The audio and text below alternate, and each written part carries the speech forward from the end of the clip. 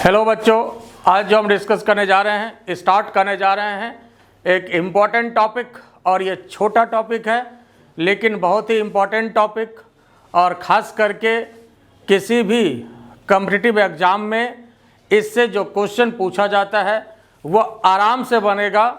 और ख़ास बात ये देखा गया है कि जो भी छोटा टॉपिक है उससे क्वेश्चन में कोई एक्सपेरिमेंट नहीं होता है। जैसे आपका मैग्नेट है, इलेक्ट्रोस्टैटिक्स है, साउंड है, थर्मोडायनामिक्स है, इसमें क्वेश्चन में कोई भी एक्सपेरिमेंट नहीं किया जाता है। जनरल क्वेश्चन मिलेगा, सिंपल क्वेश्चन मिलेगा जो आप आराम से बना सकते हैं। और अगर जितना हम आपको बताते हैं, जितने तरह का क्वेश्चन आपको हम मैग्नेट में बता देंगे, उम्मीद है उससे क्वेश्चन जो है आपका किसी भी कॉम्पिटिटिव एग्जाम में बाहर नहीं जाएगा। टाइप कम से कम वही रहेगा, बाहर जाने की उम्मीद नहीं है। इसलिए अगर ध्यान से आप पढ़िएगा तो कोई भी एग्ज़ाम का जो क्वेश्चन है कॉम्पिटिटिव एग्ज़ाम का और बोर्ड का तो बनेगा ही। ठीक है, तो देखिए यहाँ पर जो हम लोग पढ़ने जा रहे हैं अभी, परमानेंट मैग्नेटिज्म। एक्चुअली मैग्नेटिज्म दो तरह का स्टडी करना है आपको। ये आपका परमानेंट मैग्नेटिज्म है और एक स्टडी हम लोग करते हैं इलेक्ट्रोमैग्नेटिज्म। इलेक्ट्रोमैग्नेटिज्म जिसको कि मैग्नेटिक इफेक्ट ऑफ करंट भी कहा जाता है।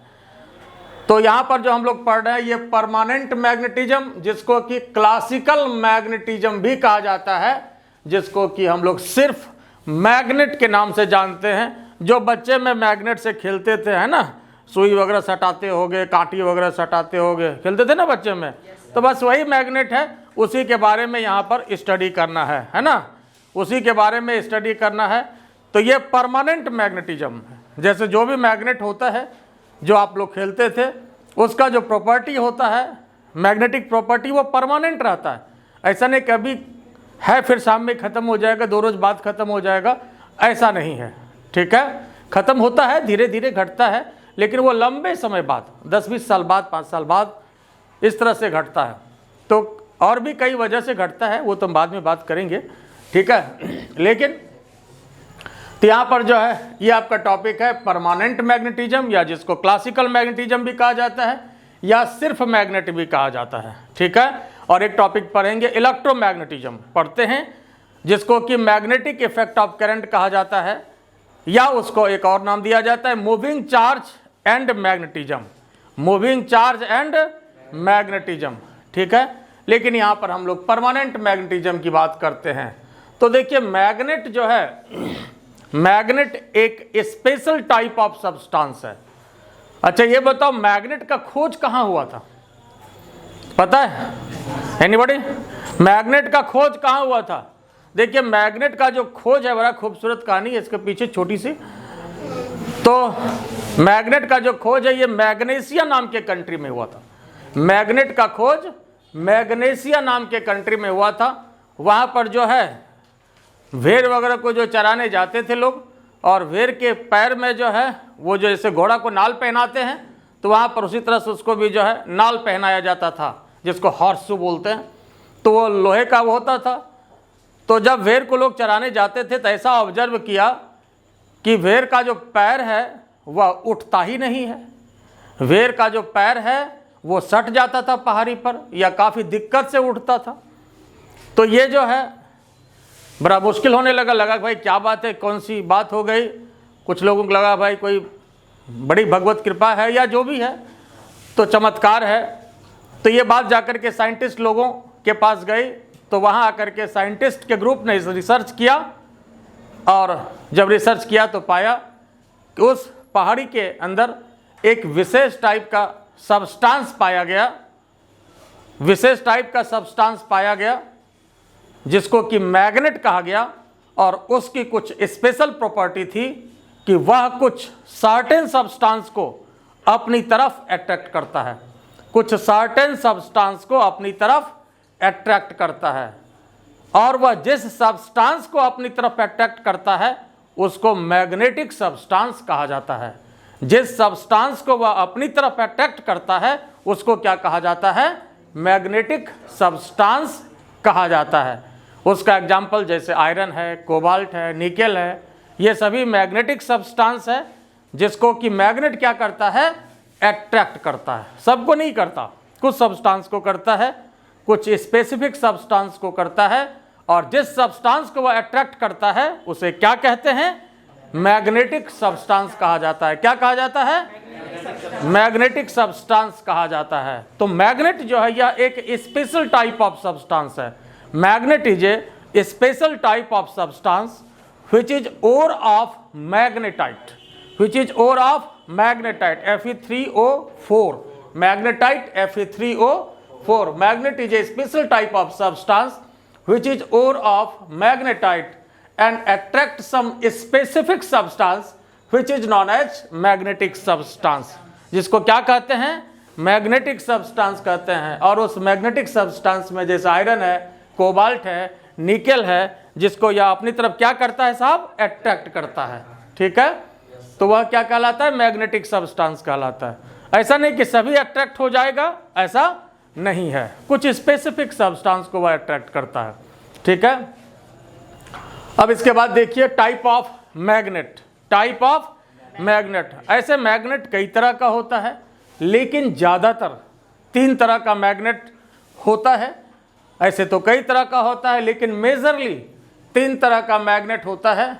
एक आपका बार मैग्नेट, ये जो आप देख रहे हैं, जिसको कि छड़ चुंबक कहते हैं, बार मैग्नेट। दूसरा यू शेप्ड मैग्नेट, ये जो आप देख रहे हैं यू शेप्ड मैग्नेट, जिसको कि हॉर्स शू मैग्नेट भी कहा जाता है, जिसको कि नाल चुंबक कहते हैं।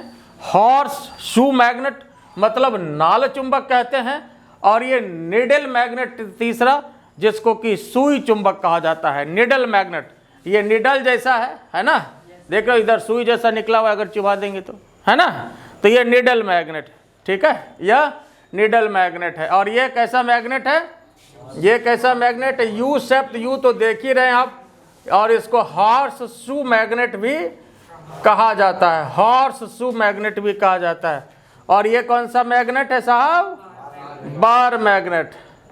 देखो ऐसे तो 3 तरह का मैग्नेट जैसे ये हुआ, लेकिन इन जनरल हम लोगों को जो स्टडी करना है regarding bar magnet, we have to study regarding bar magnet. हम लोगों को जो स्टडी करना है वो क्या स्टडी करना है?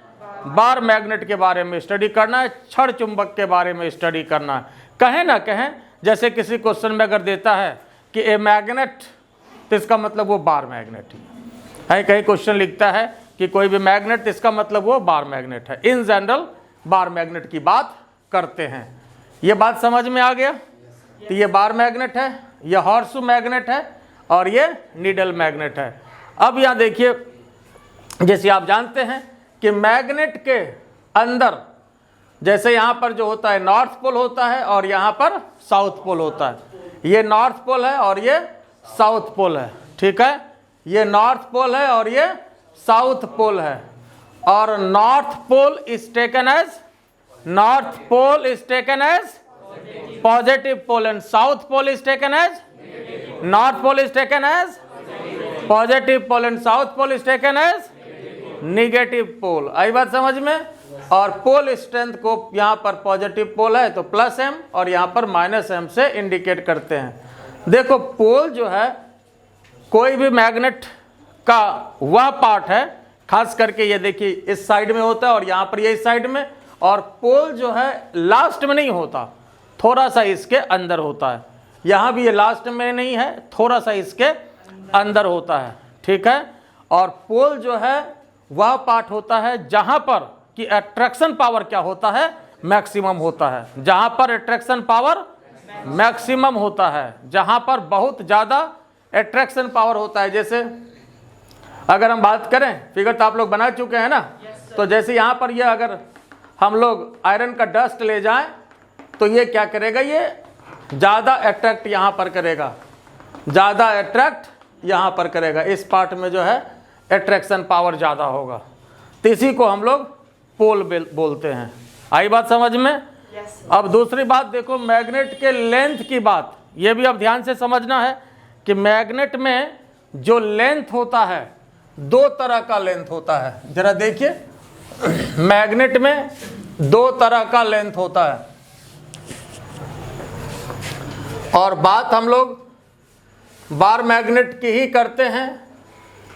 देखिए अगर पूरा लेंथ की बात करें यहां से लेकर के यहां तक, यहां से लेकर के यहां तक, तो इसको बोला जाता है जियोमेट्रिकल लेंथ।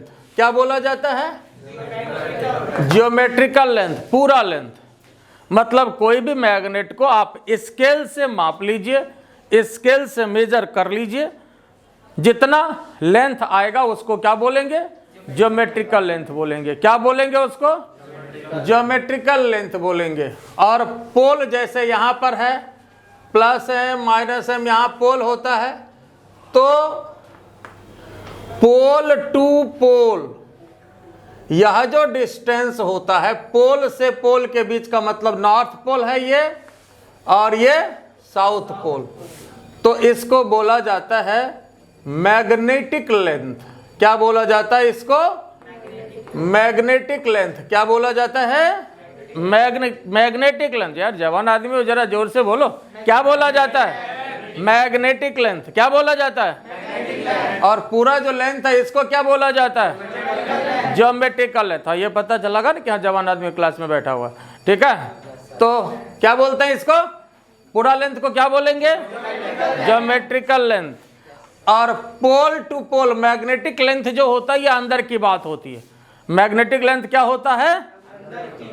अंदर की बात होती है, मतलब पोल से पोल का डिस्टेंस है, पोल से। इसको हम लोग मेजर नहीं कर सकते हैं, लेकिन जान सकते हैं, एक रिलेशन दिया गया है।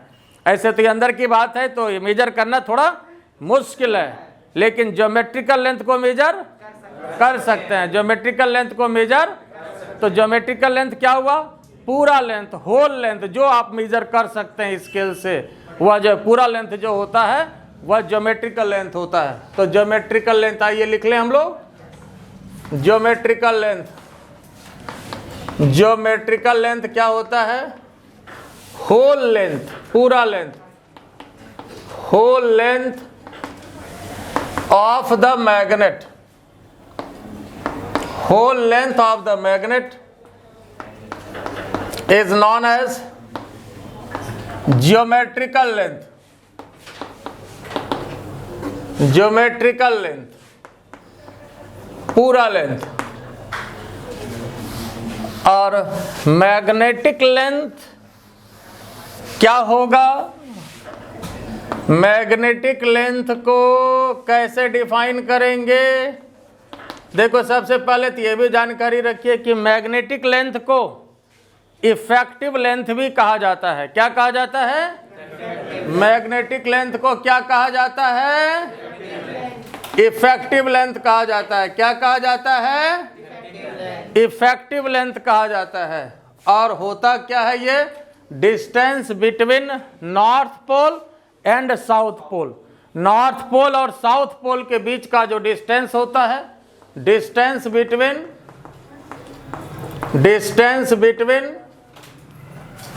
North pole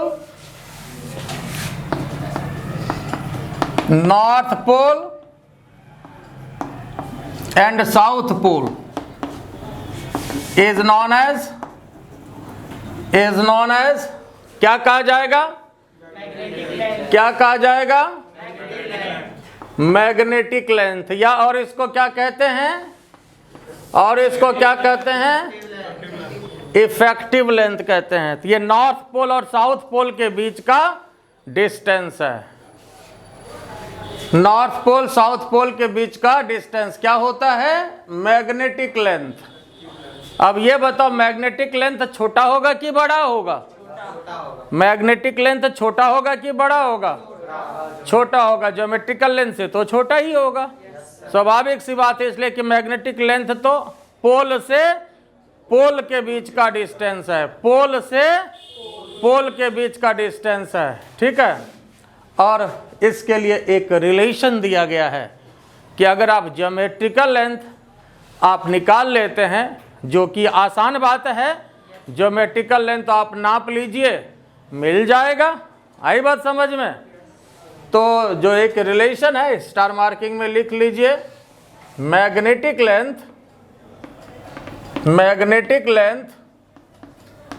is 84% of geometrical length, कम तो होना ही है, तो 84% ऑफ ज्योमेट्रिकल लेंथ होता है।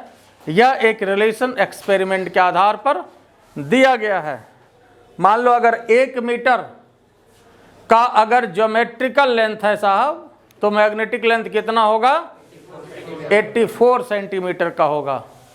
और कुछ बुक 85 भी देता है, 85 भी देता है, लेकिन ज़्यादा सही 84% है। अप्रॉक्स में 85 भी कुछ बुक दे देता है, तो इससे परेशान नहीं होना। ये बात समझ गए पहले? तो ये क्लियर हो गया। तो ज्योमेट्रिकल लेंथ अगर निकाल लेते हैं, और ज्योमेट्रिकल लेंथ निकालना तो आसान है कि नहीं? क्या करेंगे? सीधा सीधी इसको मेजर कर लेना, नहीं? क्या करेंगे हम लोग? सीधा सीधी डायरेक्ट मेजर कर लेंगे, स्केल से नाप लीजिए, ज्योमेट्रिकल लेंथ मिल जाएगा। ज्योमेट्रिकल मिल गया तो मैग्नेटिक भी मिल जाएगा। 84% कर देना है। ये बात समझ में आया कि नहीं? ठीक है। और बाकी ये बात आप जानते हैं कि सेम पोल क्या करता है? सेम पोल रिपेल करता है। अपोजिट पोल क्या करता है? अपोजिट पोल क्या करता है? अट्रैक्ट करेगा, है ना। और सिमिलर पोल क्या करता है ना। जैसे मान लो अगर कोई भी मैग्नेट का नॉर्थ, और इधर भी दूसरा मैग्नेट का अगर नॉर्थ आ जाए, तो ये दोनों में क्या हो जाएगा? फिर रिपल्सन होगा। और अगर नॉर्थ इधर आ जाए और साउथ इधर, तो दोनों क्या करेगा? अट्रैक्ट करेगा। अच्छा ये बताओ कि मैग्नेट के लिए पोलरिटी टेस्ट का श्योर टेस्ट क्या होता है? अट्रैक्शन होता है कि रिपल्सन होता है? श्योर टेस्ट क्या होता है? रिपल्सन होता है, अट्रैक्शन नहीं होता है। श्योर टेस्ट जो है वह क्या होता है? रिपल्सन होता है। क्यों? क्यों ऐसा होता है? क्यों ऐसा होता है? तो इसके पीछे रीजन यह है कि अट्रैक्शन जो है वह कभी कभी सेम पोल में भी हो जाता है। और इसके पीछे अंदर की बात यह है कि कभी ऐसा भी होता है कि मान लो कि एक, जैसे इलेक्ट्रोस्टैटिक्स में पढ़े थे हम लोग कि एक चार्ज्ड बॉडी है और दूसरा अनचार्ज्ड बॉडी है, तो दोनों में अट्रैक्शन हो सकता है, हो सकता नहीं है, हो जाता है। एक अनचार्ज्ड है और दूसरा चार्ज्ड है, तो चूंकि इसके पीछे अंदर की बात इंडक्शन है, इंडक्शन की वजह से क्या होता है? जो अनचार्ज्ड है उसमें भी चार्ज प्रोड्यूस हो जाता है, उसके वजह से क्या हुआ था? वहाँ पर अट्रैक्शन हो गया था। और दूसरा यह है कि कोई भी दो बॉडी के मास के बीच भी तो न्यूटन्स लॉ ऑफ ग्रेविटेशन लगता है, हालांकि कम लगता है, लेकिन इसलिए आप समझ सकते हैं कि जो श्योर टेस्ट होता है वो क्या होता है? श्योर टेस्ट क्या होता है? रिपल्सन होता है, अट्रैक्शन नहीं होता है। पोलरिटी का जो श्योर टेस्ट होता है वो रिपल्सन होता है। आई बात समझ में? ये बात तो क्लियर हो गया।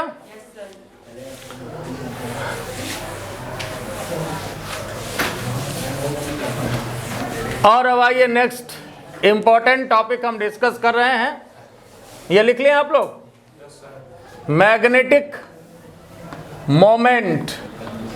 मैग्नेटिक मोमेंट, मैग्नेटिक मोमेंट पर डिस्कस करेंगे, ठीक है। और ये कैसे क्वांटिटी है? स्केलर है कि वेक्टर है? यहां तक हो गया ना सबका?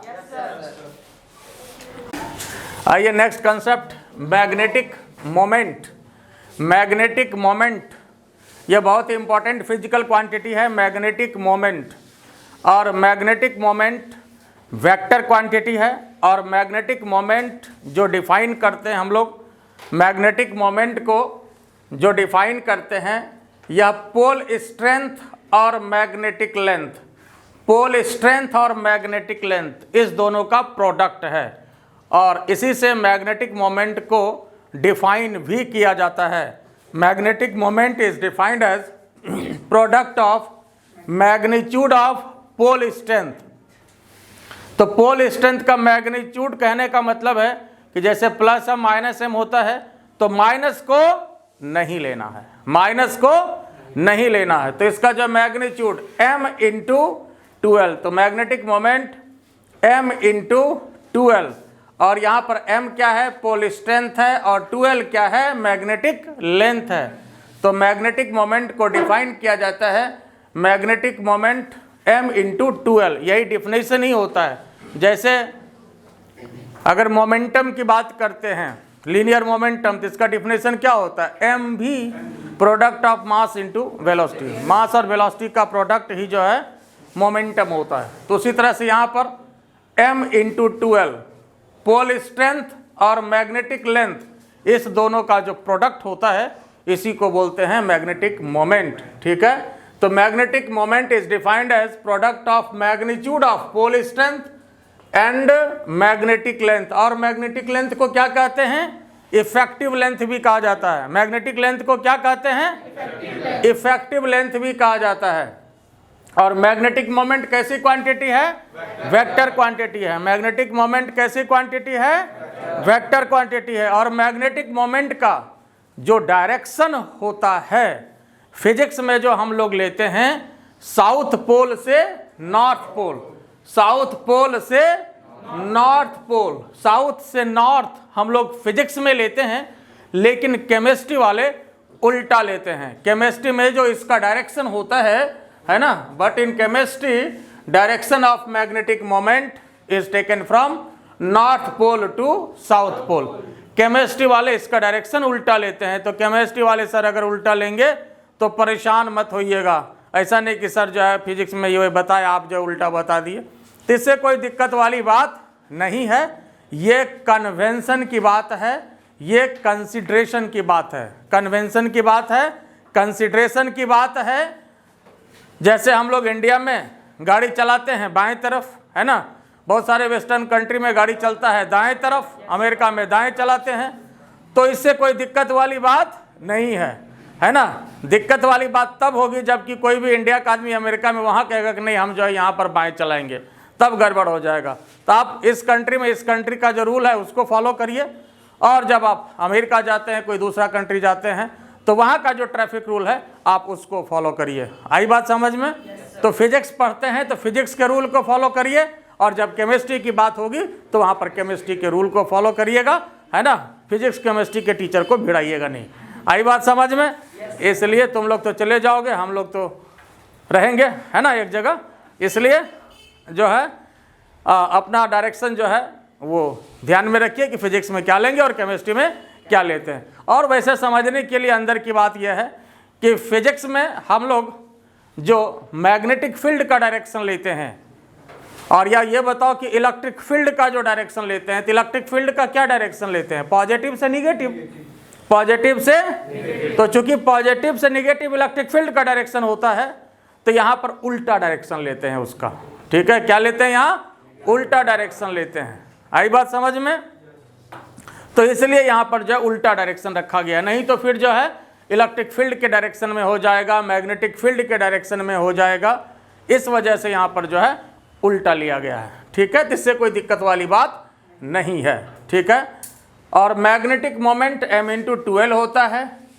अब देखिए, जैसे मान लीजिए कहीं भी दो मैग्नेट अगर किसी भी सर्टेन एंगल पर है, जैसे मान लीजिए एक मैग्नेट ये है और दूसरा मैग्नेट ये है, किसी सर्टेन एंगल पर है, तो मैग्नेटिक मोमेंट कैसी क्वांटिटी है, कैसी क्वांटिटी है, वेक्टर क्वांटिटी है। तो जब रिजल्टेंट मैग्नेटिक मोमेंट की बात होगी, किसकी बात होगी, resultant magnetic moment, for resultant magnetic moment, for resultant magnetic moment, resultant magnetic moment की अगर बात होगी, रिजल्टेंट मैग्नेटिक मोमेंट mr मानते हैं, और मान लीजिए कि यहाँ पर दो मैग्नेट कोई सर्टेन एंगल से रखा हुआ है, यहाँ पर साउथ है, इधर नॉर्थ, यहाँ भी साउथ, इधर नॉर्थ। तो साउथ से नॉर्थ, साउथ से नॉर्थ, तो ये डायरेक्शन मान लिया m1 का और ये डायरेक्शन मान लिया m2 का। या आप इसी को M1 मान लीजिए और इसी को M2 मान लीजिए, इससे कोई दिक्कत वाली बात नहीं है। ठीक है, M1 ये डायरेक्शन हो गया और M2 ये डायरेक्शन हुआ। ठीक है, एक बार इसमें एक लड़का पूछा, सर दोनों साउथ साउथ पोल होगा, रिपल्सन नहीं होगा? बोले हाँ होगा। तो रिपल्सन होगा तो कोई बात नहीं है, उसको जब फिर भी पकड़ के सटा के रखना। क्वेश्चन बनाना है, 1 रुपये में 5 दर्जन केला मिलता है ना, क्वेश्चन में मिलता है। तो बस वही है, यहाँ क्वेश्चन है कौन सा तुमको मैग्नेट दिया ही है जो सटा के रखना है ना, इमेजिन करना है ना। आई बात समझ में? तो इसमें इमेजिन करना है, या ज़्यादा छटपटाएगा तो रस्सी से बांध देना, मजबूत रस्सी से बांध देना। आई बात समझ में? ठीक है, तो इसलिए क्वेश्चन है, इसमें किंतु परंतु वाली बात नहीं है। तो वही एग्जाम्पल याद रखना, 1 रुपये में 5 दर्जन केला मिलता है। कहाँ मिलता है? मार्केट में नहीं मिलता, नौगछिया में मिलता है ना, क्वेश्चन में मिलता है। ठीक है, तो बात समझ गए ना। तो MR मतलब रिजल्टेंट मैग्नेटिक मोमेंट की बात जब हम करेंगे साहब, तो वेक्टर वाला जो फॉर्मूला है M1 square plus M2 square plus 2M1 M2 cos theta, या जो वेक्टर वाला जो फॉर्मूला है ना साहब, इसको लगा देना है। Root under M1 square plus M2 square 2M1 M2 cos theta. बोलो इसमें कोई तकलीफ है? ये समझ गए। और थीटा यहाँ पर क्या है? M1 और M2 के बीच का एंगल है ये, तो आपको पता है वेयर थीटा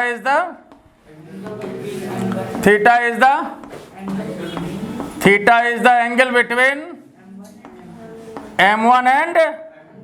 M1 और M2 के बीच का एंगल कितना है जनाब? थीटा है। अब देखो इसमें स्पेशल केस, कई स्थिति हो सकती है। स्पेशल केस में सबसे पहले केस 1 की बात करते हैं। सबसे पहले केस 1 में अगर थीटा का वैल्यू 0 हो जाए, थीटा का वैल्यू 0 हो जाए, केस 1 में थीटा का वैल्यू 0 हो जाए तो क्या होगा? ऊपर लिख लें आप लोग। ठीक है, तो अगर थीटा 0 हो जाए,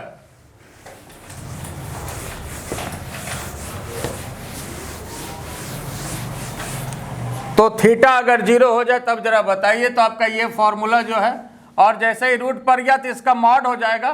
तो मॉड जैसे हो गया तो ये MR हो गया। रिजल्टेंट मैग्नेटिक मोमेंट को हम लोग क्या कंसीडर कर रहे हैं? MR, मतलब R फॉर रिजल्टेंट है। और रिजल्टेंट जैसे आ गया तो यहाँ पर इसका वेक्टर साइन खत्म हो जाएगा। तो यहाँ पर क्या हो जाएगा? अगर थीटा 0 होगा तो रूट अंडर कितने के बराबर होगा? M1 square plus M2 square 2M1 M2 क्या? cos 0। तो cos 0।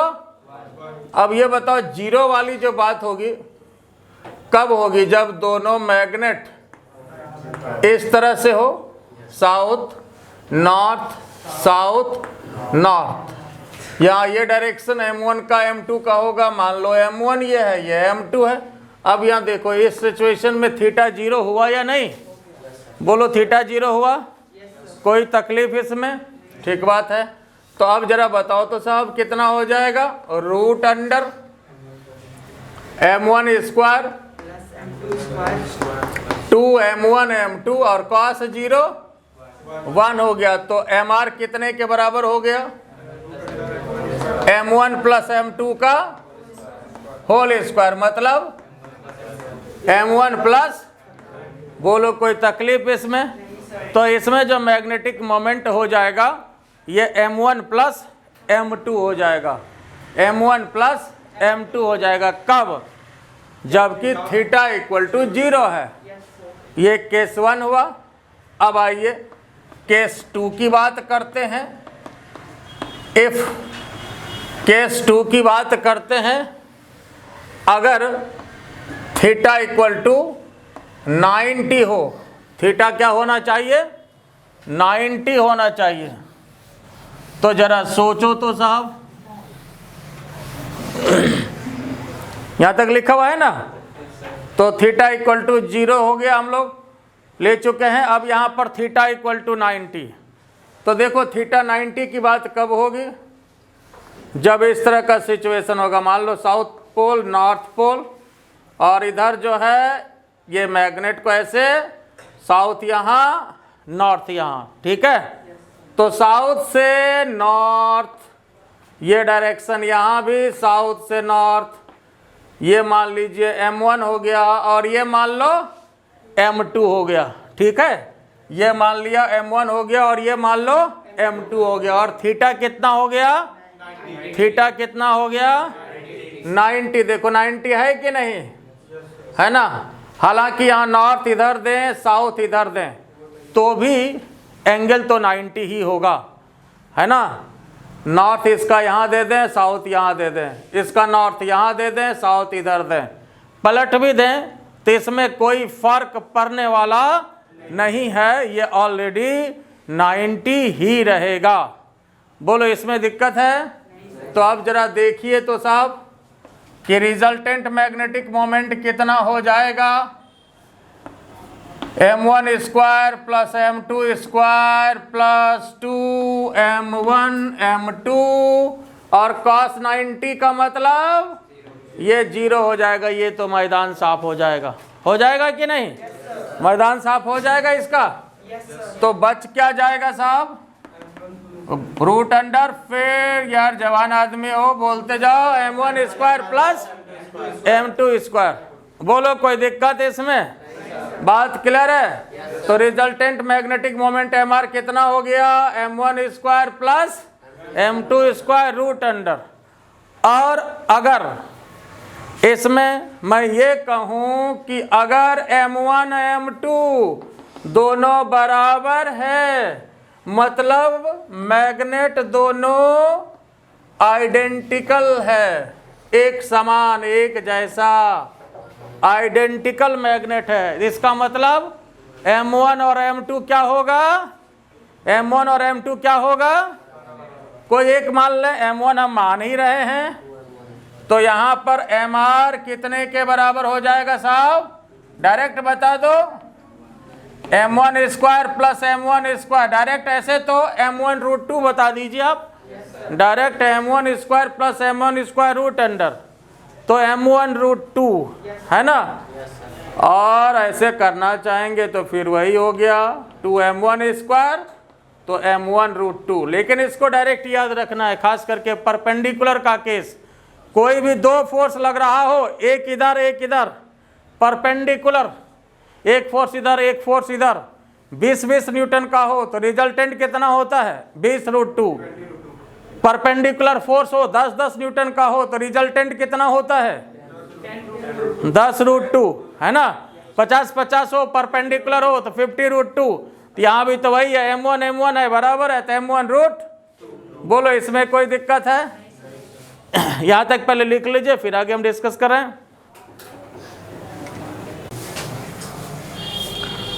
अब आइए नेक्स्ट केस 3। केस 3 में अगर थीटा कितना हो? 180 हो, है ना।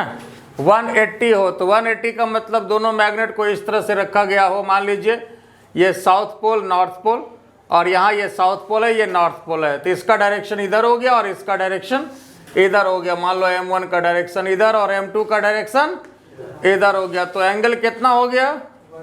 180 हो गया अगर इस तरह से रखा जाए तो। और इसको याद रखना है, इसका आगे भी यूज है। तो resultant magnetic moment M1 square plus M2 square plus 2M1 M2 cos 180, तो cos 180 -1 होता है तो -2M1 M2, तो ये क्या हो जाएगा? M1 square plus M2 square -2M1 M2, तो ये आपका a माइनस बी के होल स्क्वायर के फॉर्मूले पे चला गया। तो ये a माइनस बी का होल स्क्वायर तो M1 माइनस M2 का होल स्क्वायर, तो ये होल स्क्वायर है और इसके बाद रूट भी है, तो ये M1 माइनस M2। तो रिजल्टेंट मैग्नेटिक मोमेंट कितना आ गया यहाँ पर? M1 माइनस M2 अगर थीटा 180 हो तो। आई बात समझ में? बोलो इसमें कोई दिक्कत है? ये क्लियर हो गया? अब देखिए इसमें यूनिट और डायमेंशन के दृष्टिकोण से भी इम्पॉर्टेंट क्वांटिटी है। देखो सबसे पहले तो जो पोल स्ट्रेंथ का यूनिट होता है, पोल स्ट्रेंथ, जैसे कोई भी मैग्नेट है, कोई भी मैग्नेट है, ये आपको पता है प्लस एम माइनस एम, तो ये plus M minus M, M क्या है यहाँ पर? पोल स्ट्रेंथ है। पोल स्ट्रेंथ को कई किताब में म्यू से भी इंडिकेट किया जाता है, कई किताब में म्यू से भी इंडिकेट किया जाता है, लेकिन ज़्यादातर एम से ही इंडिकेट किया जाता है, और मास को भी एम से ही इंडिकेट किया जाता है। तो इंडिकेशन हार्ड एंड फास्ट नहीं है, कोलाइड करता रहता है। ठीक है, तो देखिए, तो अगर पोल स्ट्रेंथ की बात करें तो पोल स्ट्रेंथ का जो यूनिट होता है वो होता है एम्पियर मीटर। पोल स्ट्रेंथ का यूनिट क्या होता है? Ampere metre. Unit of pole strength, pole strength का यूनिट होता है ampere metre. Ampere metre unit हो गया। नेचुरली डायमेंशन क्या हो जाएगा? डायमेंशन क्या हो जाएगा? डायमेंशन क्या हो जाएगा? बोलो तो साहब। एम्पियर के लिए I, मीटर के लिए L, तो ये आपका डायमेंशन हो गया I इंटू L। आई बात समझ में? ये बात क्लियर हुआ कि नहीं?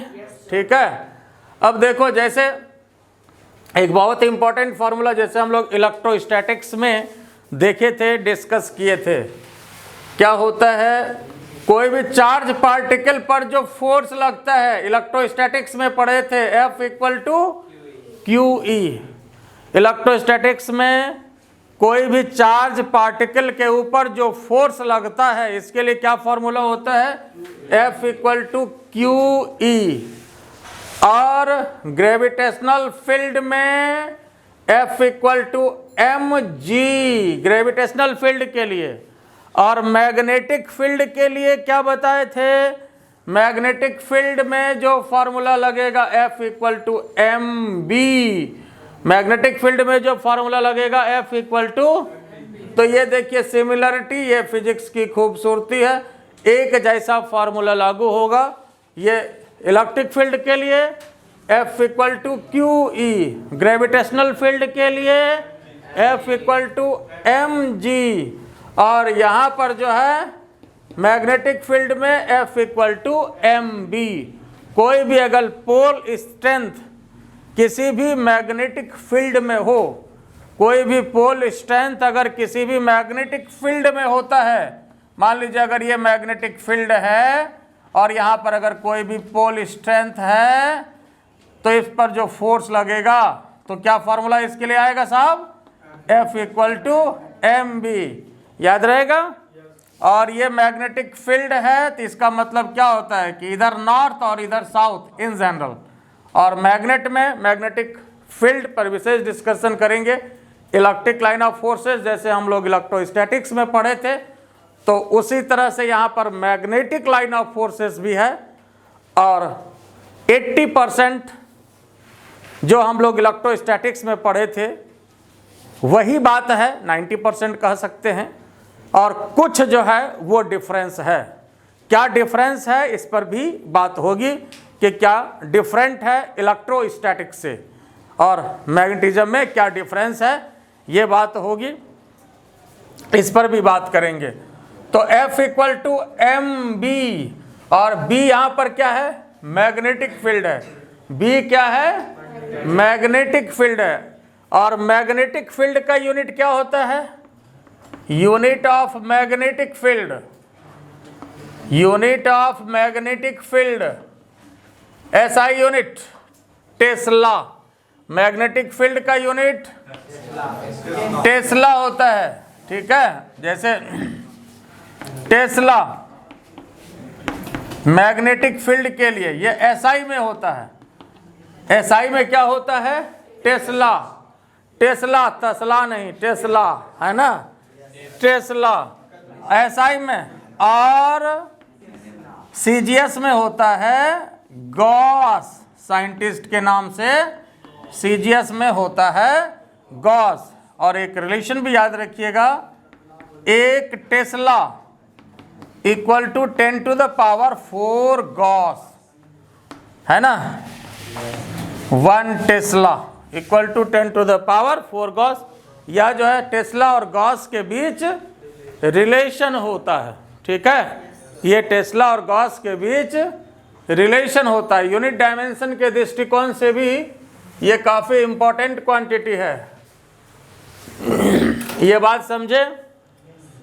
फिर देखो, जैसे मैग्नेटिक फील्ड का भी यूनिट डायमेंशन आप कई तरीके से निकाल सकते हो। जो भी फॉर्मूला आपके पास है आप उससे निकाल सकते हैं।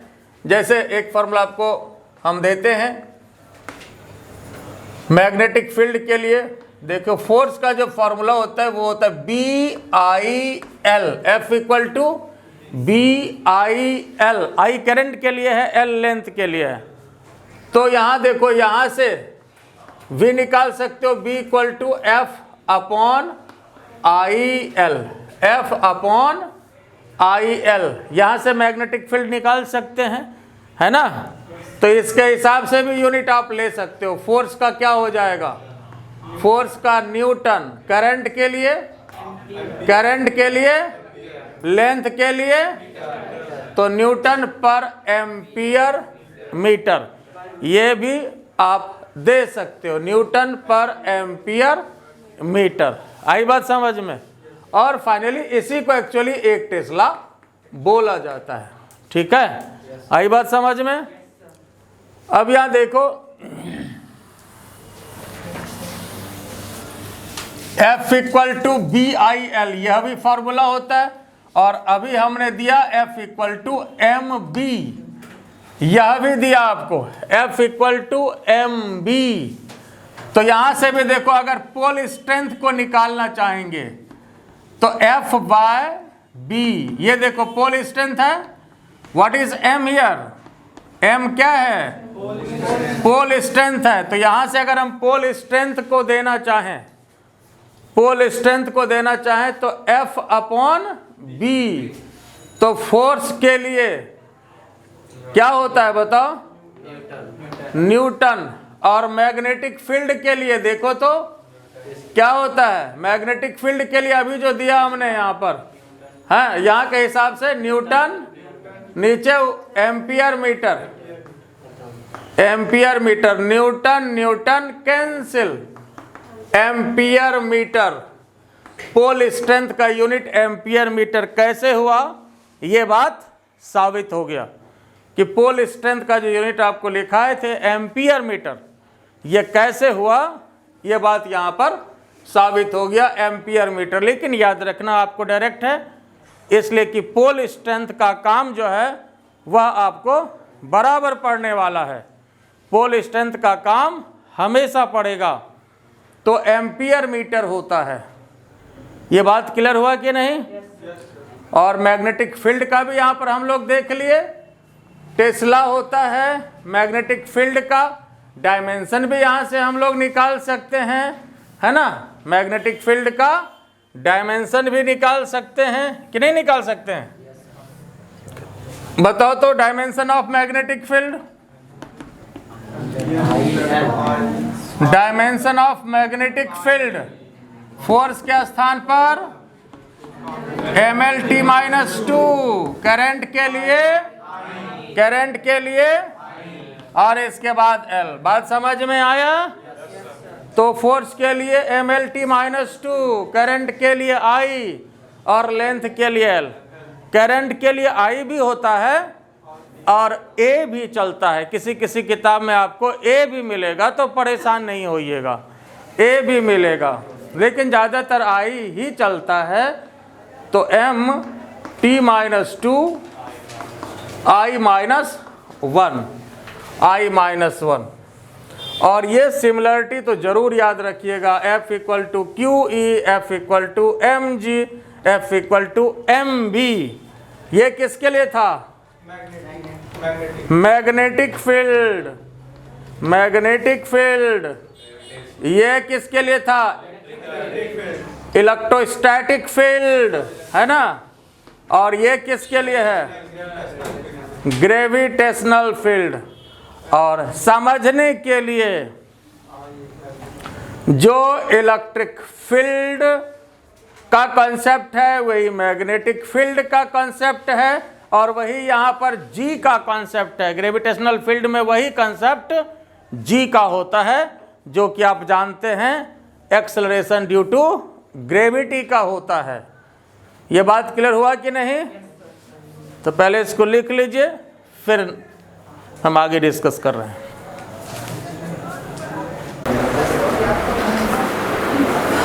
अब आइए इसके बाद जो नेक्स्ट कंसेप्ट हम डिस्कस करेंगे वह बहुत ही इम्पोर्टेंट कंसेप्ट होगा, और वो होगा मैग्नेट को काटने वाली बात। क्या होगा? मैग्नेट को काटने वाली बात, मतलब तोड़ने वाली बात। ठीक है, मैग्नेट को काटने वाली बात। उसके बाद जो फिर हम बात करेंगे मैग्नेट को मोड़ने वाली बात, मैग्नेट को मोड़ने वाली बात। और उसके बाद फिर बात करेंगे मैग्नेट को जोड़ने वाली बात, है ना। पहले काटना है, और काटना भी दो तरह से होगा। मैग्नेट को दो तरह से काटने की बात करेंगे। जैसे पेन देखें कोई भी, वो वाला लाओ, ललका लाओ, लाल वाला लाओ ना। हाँ ना, नहीं तोड़ेंगे, चिंता नहीं करना, नहीं तोड़ेंगे। तोड़ेंगे तो अगले बार से मांगेंगे तो देगा, पॉकेट में रखिएगा घुसा, है ना। तो देखो, मैग्नेट को काटने वाली जो बात है ये भी दो तरह से होगी। एक ऐसे काटने वाली बात, ऐसे। अब इसको ऐसे कभी एक टुकड़ा में भी काट सकते हैं, दो टुकड़ा में भी काट सकते हैं, चार टुकड़ा में भी काट सकते हैं। और फिर जो बात होगी वो ऐसे काटने वाली बात, ऐसे, है ना, ऐसे काटने वाली बात। देखो, इसको जो हम लोग बोलते हैं ऐसे काटेंगे तो इसको बोलते हैं परपेंडिकुलर टू इट्स लेंथ काटना। क्या बोलते हैं इसको? परपेंडिकुलर टू इट्स लेंथ काटना। और ऐसे काटेंगे तो परपेंडिकुलर टू इट्स ब्रेथ, है ना, चौड़ाई के लंबवत। ये हुआ लंबाई के लंबवत, और ये हुआ चौड़ाई के लंबवत। देखो होता क्या है, थोड़ा सा समझें इसको। यहाँ पर अगर जैसे कोई भी मैग्नेट है +m -m, और यह जो लेंथ होता है ये मैग्नेटिक लेंथ। देखो हर जगह जो मैग्नेट में हम लोग एक्चुअली कंसीडर करते हैं वो कैसा लेंथ कंसीडर करते हैं? मैग्नेटिक लेंथ ही कंसीडर करते हैं। जब भी हम लोग लेंथ कंसीडर करते हैं तो मैग्नेटिक लेंथ ही कंसीडर करते हैं। मैग्नेटिक लेंथ को और क्या कहा जाता है? इफेक्टिव लेंथ कहा जाता है। ठीक है, जो कि हम लोग इन जनरल 2L लेते हैं। और 2L लेने के पीछे जो अंदर की बात है वो कैलकुलेशन पर्पस है। लेने के लिए L भी लिया जा सकता है, क्वेश्चन में आपको L भी दिया जा सकता है। क्वेश्चन में जो देगा तो वही मानना है, क्वेश्चन इज सुप्रीम। लेकिन इन जनरल कैलकुलेशन पर्पस से 2L लेते हैं, इसलिए कि जब 2L लेते हैं, क्योंकि यह एक डायपोल भी है, मैग्नेटिक डायपोल भी हम लोगों को स्टडी करना है। जिस तरह से इलेक्ट्रोस्टैटिक्स में हम लोग इलेक्ट्रिक डायपोल स्टडी किए हैं, वहाँ भी बताए थे 2L लेंथ लेते हैं, है ना। तो यहाँ भी मैग्नेटिक डायपोल स्टडी करते हैं, मैग्नेट में मैग्नेटिक डायपोल स्टडी करते हैं, है ना। इलेक्ट्रोस्टैटिक्स में इलेक्ट्रिक डायपोल स्टडी करते हैं। और ग्रेविटेशन में ग्रेविटेशनल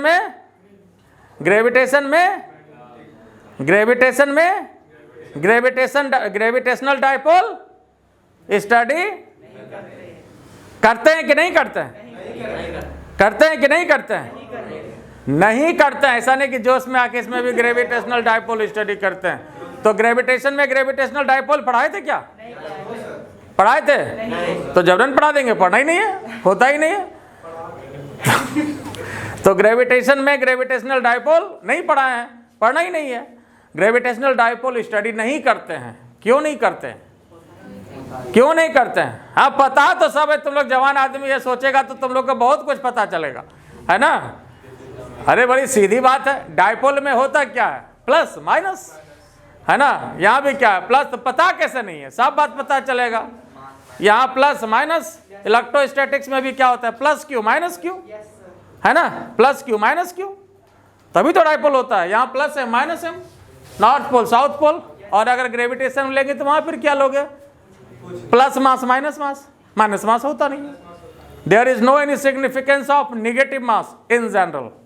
नेगेटिव मास का कोई सिग्निफिकेंस नहीं होता है इन जनरल, लेकिन वैसे बहुत हायर स्तर पर जाते हैं तो नेगेटिव मास का सिग्निफिकेंस होता है, इसलिए मैं इन जनरल की बात करता हूं। चूंकि आइंस्टीन रिलेटिविटी थ्योरी जो आपका आया है उसमें नेगेटिव मास का सिग्निफिकेंस है, हायर रिलेटिविटी थ्योरी है आइंस्टीन साहब का दिया हुआ, जिसके आधार पर फॉर्मूला E=mc² आता है, तो उसमें नेगेटिव मास का जो है सिग्निफिकेंस है, लेकिन इन जनरल नेगेटिव मास का कोई सिग्निफिकेंस नहीं है। आई बात समझ में? तो यहाँ पर +m -m, लेकिन ग्रेविटेशन में तो ऐसा नहीं होगा -m, इसलिए ग्रेविटेशनल डायपोल स्टडी नहीं करते हैं। ठीक है, अब रही बात मैग्नेट को काटने की, तो पोल तो दोनों साइड में होता है। देखो अगर इस तरह से अगर हम काट देते हैं, सबसे पहले अगर यहाँ पर हम इस तरह से काट देते हैं तो क्या होता है, ये नेचुरल प्रॉपर्टी है मैग्नेट की या फिर से दो मैग्नेट का फॉर्मेशन कर लेता है? ये फिर से दो मैग्नेट का फॉर्मेशन कर लेता है, जैसे +m यहाँ, फिर यहाँ -m, फिर +m, फिर यहाँ पर -m, फिर से दो मैग्नेट का फॉर्मेशन कर लेता है।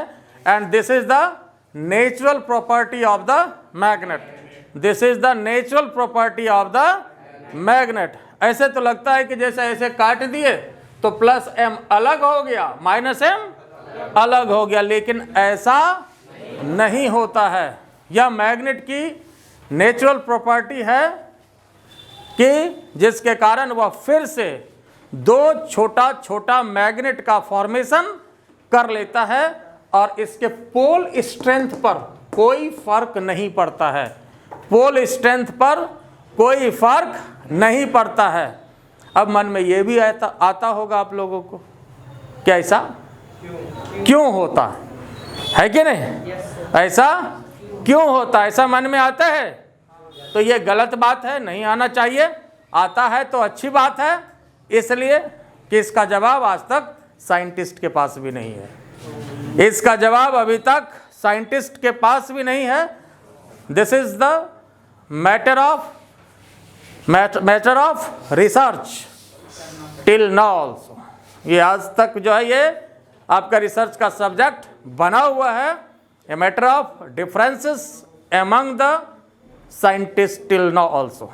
ठीक है, तो अभी तक डिफरेंसेस इसके पीछे बना हुआ है, एक्चुअल रीजन क्या है ये अभी नहीं पता चला है। तो जब पता नहीं चला तो हम अपने मन से हम भला कैसे कह दें आपको? ठीक है, बाकी आपकी ड्यूटी है, आगे आप लोग पता करिएगा। ठीक है, तो लेकिन ये नेचुरल प्रॉपर्टी मैग्नेट की है, जिसके कारण कि जब हम इसको ऐसे काटते हैं तो यह जो है +m -m ऐसा नहीं कि अलग अलग हो जाता है, दोनों पोल अलग अलग नहीं होता है। इसलिए कहा जाता है कि मोनोपोल एग्जिस्ट नहीं करता है। मोनोपोल मतलब एक पोल, सिंगल पोल नहीं बोलते, मोनोपोली चलती है उसकी, तो मोनोपोली मतलब उसका मन अकेला जो चाहेगा तो वही करेगा, तो वही हुआ मोनोपोल। डायपोल दो पोल हुआ, डायपोल का मतलब दो पोल, डायपोल को बोलते हैं हिंदी में द्विध्रुव, डायपोल दो पोल, मोनोपोल सिंगल पोल। तो सिंगल पोल एग्जिस्ट नहीं करता, मोनोपोल एग्जिस्ट नहीं करता है। This is the natural property of the magnet. ठीक है, मोनोपोल एग्जिस्ट नहीं करता है। तो बाकी जो है क्यों नहीं करता है ये तो बता ही दिए, ये अभी तक रिसर्च का सब्जेक्ट बना हुआ है और इस पर हम डिटेल बात करेंगे अगले दिन कि मैग्नेट को काटते हैं तो मैग्नेटिक मोमेंट पर क्या फ़र्क पड़ता है। फिर मैग्नेट को मोड़ने की भी बात करेंगे, जोड़ने की भी बात करेंगे, इस पर हम अगले ही दिन बात करेंगे। ठीक है, तो मैं RK जय सर, मेरा चैनल इनोवेशन एकेडमी। ठीक है, आज का क्लास कैसा लगा ये आप बताएंगे। ठीक है, और अच्छा लगे तो लाइक करिए, शेयर करिए, सब्सक्राइब करिए, है कि नहीं? Thank you.